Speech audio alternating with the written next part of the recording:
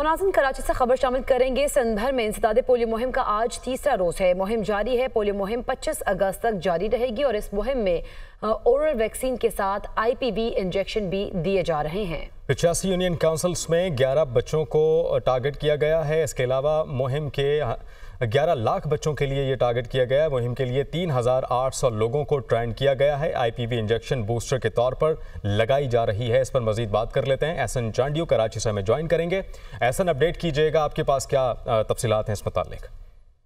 जी बिल्कुल, देखें सिंध भर में पोलियो मुहिम का आज तीसरा रोज है और तीसरे रोज भी मुहिम जारी है।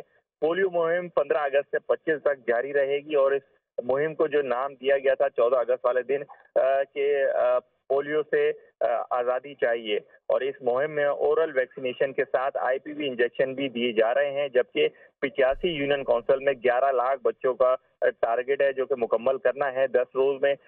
इस मुहिम के लिए 3800 लोगों को ट्रेन किया गया है खास तौर पे, और उसके अलावा तिब्बी माहिरीन का कहना है कि IPV इंजेक्शन बूस्टर के तौर पर लगाई जा रही है जो कि हाथों के अंदर कुव्वत मुदाफ़त पैदा होती है। जी ठीक है, बहुत शुक्रिया, एहसन अपडेट कर रहे थे।